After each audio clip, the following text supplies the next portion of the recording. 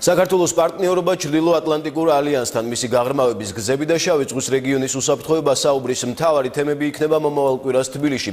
ქვეყანაში ნატოს სამხედრო კომიტეტი ჩამოდის 2 და 3 მარტს შეხვედრები გაიმართება ქვეყნის უმაღლესი თანამდებობის პირებთან.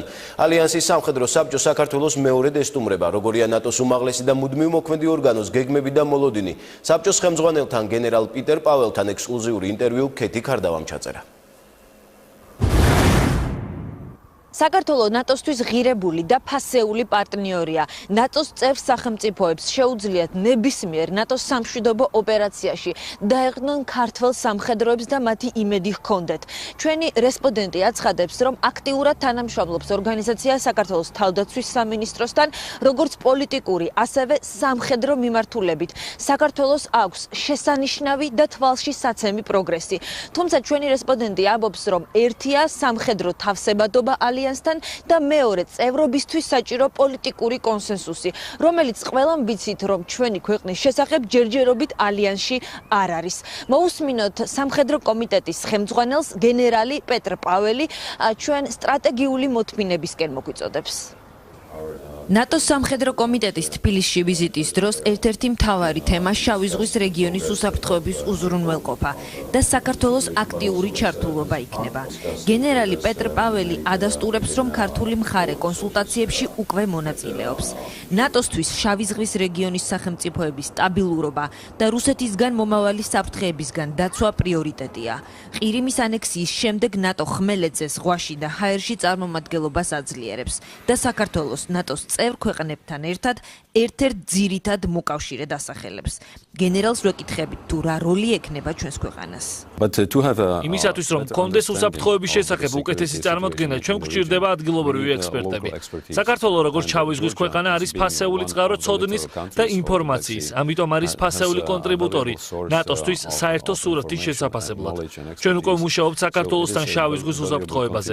ეს იქნება ძირითადად ინფორმაციის და დაზვერვის მასალების გაზიარება, კონსულტაციები, რა შეიძლება გავაკეთოთ მეტი უსაფრთხოების უზრუნველსაყოფად და შევაფასოთ, რამდენად ეფექტიანია ჩვენს მიერ მიღებული ზომები.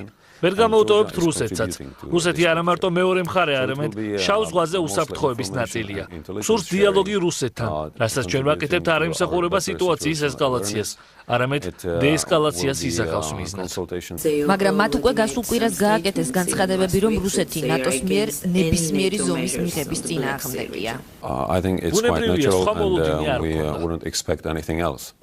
შავი ზღვის რეგიონის უსაფრთხოებაზე საუბრის გარდა სამხედრო კომიტეტის წევრები ქართველ პარტნიორებთან რეფორმების მიმდინარეობაზე და არსებითი პაკეტის იმპლემენტაციაზე ისაუბრებენ. გენერალს გატარებული რეფორმების შეფასებას ვთხოვთ.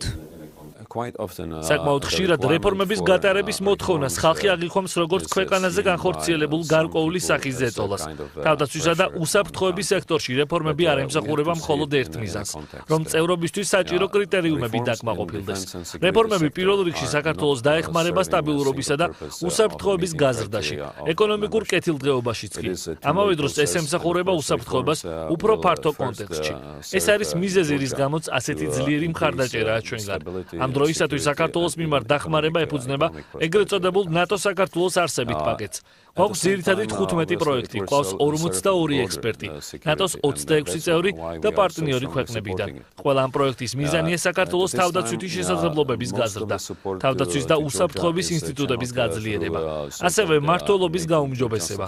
ეს როგორც თქვენ აღნიშნეთ, საკმაოდ გრძელი გზაა.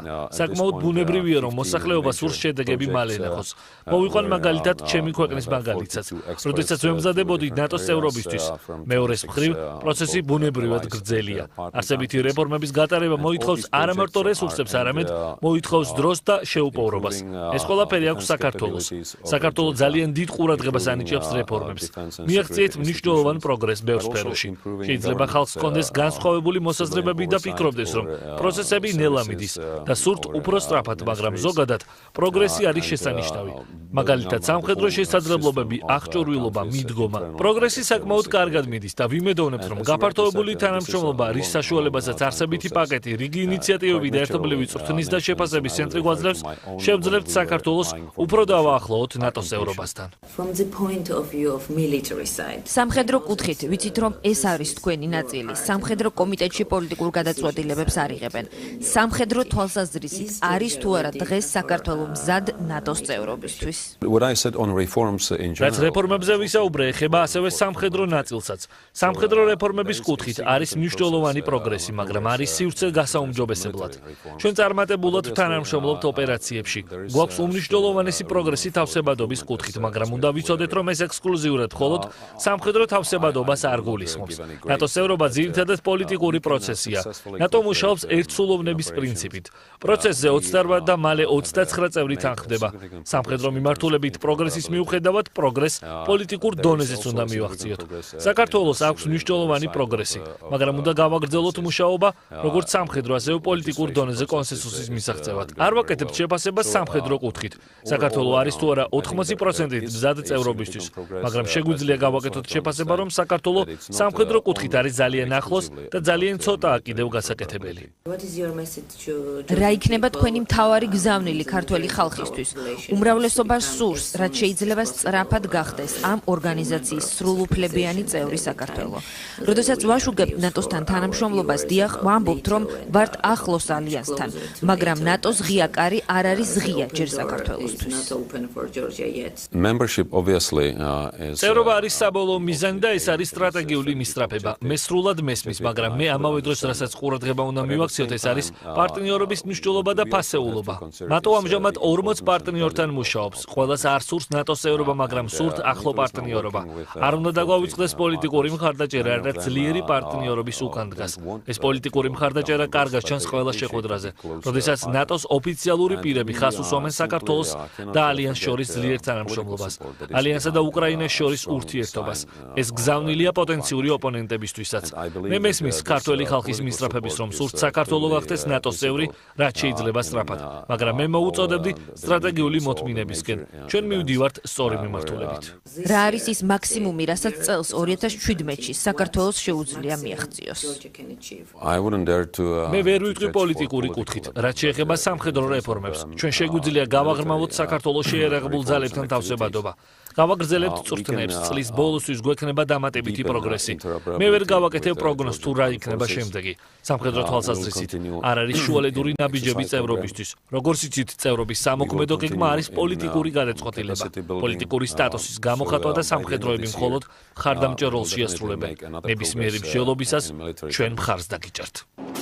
სამხედრო კომიტეტის ხელმძღვანელი ამბობს, რომ ფასდაუდებელია საქართველოს და ქართველი სამხედროების წვლილი ნატოს სამშვიდობო ოპერაციებში.